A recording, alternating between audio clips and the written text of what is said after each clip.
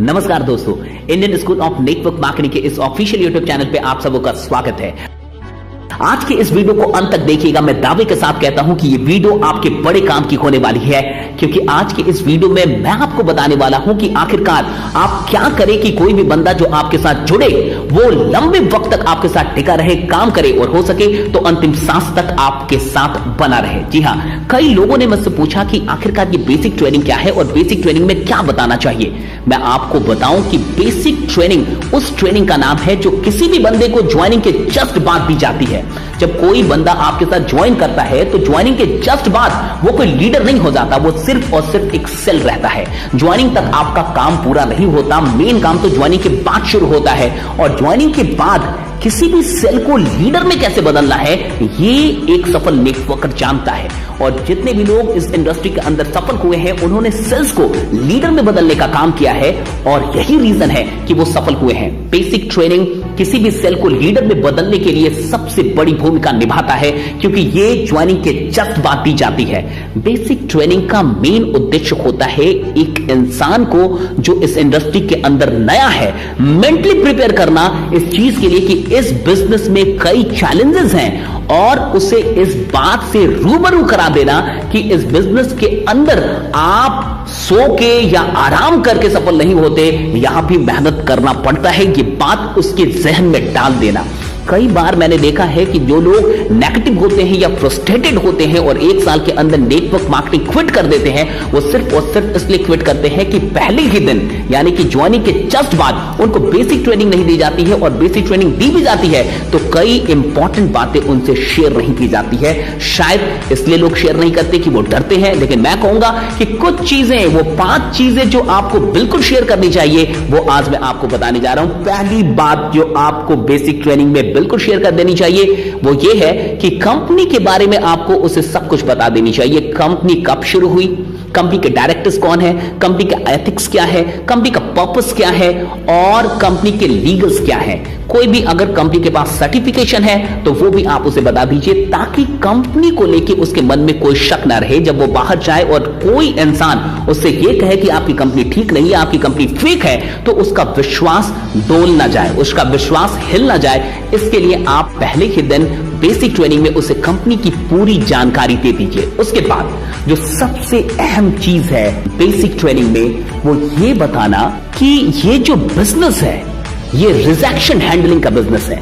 कहने का मतलब उसे पहले दिन ही इस बात के लिए तैयार कर देना कि आप जब लोगों को प्लान दिखाने जाएंगे तो आपको रिजेक्शन मिलेगा। आप कितने भी बड़े सुपरस्टार क्यों ना हो, इस बिजनेस के अंदर आपको रिजेक्शन मिलना ही मिलना है। जब आप पहले दिन ही उसे ये बता देते हैं कि आपको रिजेक्शन मिलेगा तो वो मेंटली प्रिपेयर्ड होता है और तब उसे अगर रिजेक्शन मिलता भी है तो फिर वो हतोत्साहित नहीं होता है, नेगेटिव नहीं होता है, क्योंकि उसे आपकी बात याद आती है कि सर ने बताया था कि रिजेक्शन तो मिलना ही है। और इस बिजनेस में वही इंसान कामयाब होता है जो रिजेक्शन को हैंडल करना सीख जाता है। मैंने एक बड़ी अच्छी बात सीखी थी इस बिजनेस के अंदर कि अगर लोग आपको सिलेक्ट करेंगे तो आप सिल्वर, गोल्ड या डायमंड बनेंगे, लेकिन अगर लोग आपको रिजेक्ट करेंगे तो आप लीडर बन जाएंगे। और विश्वास कीजिए, सिल्वर, गोल्ड और डायमंड जैसे कई लोग हो सकता है इस बिजनेस से आउट हो जाए एक दिन, लेकिन जो लीडर बन जाता है वो इस बिजनेस में टिका रहता है और कीर्तिमान स्थापित करता है। इसलिए रिजेक्शन बहुत इंपॉर्टेंट है।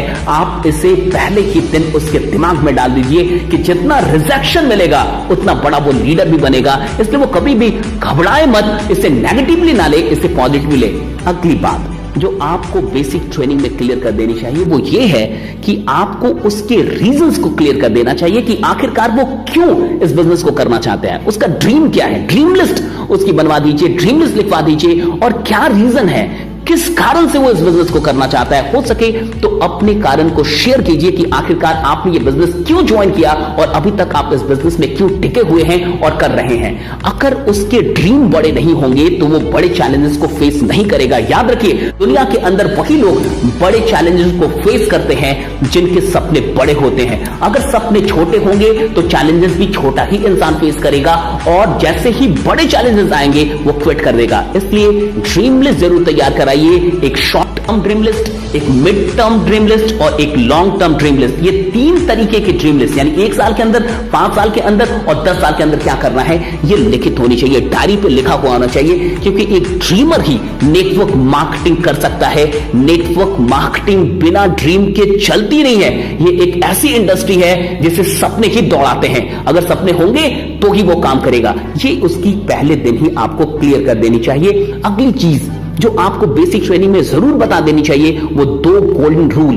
वो 2 गोल्डन रूल जो आप जानते हैं, वो जो पहला रूल है कि your upline is always right, और दूसरा जो रूल है कि whenever you think that your upline is wrong, refer to rule number first. कहने का मतलब कि आपका अपलाइन हमेशा सही होता है, और जब कभी भी आपको लगे कि आपका अपलाइन गलत है तो पहले रूल को याद कर लीजिए। और पहला रूल क्या है? Upline is always right. ये बात बतानी काफी जरूरी है।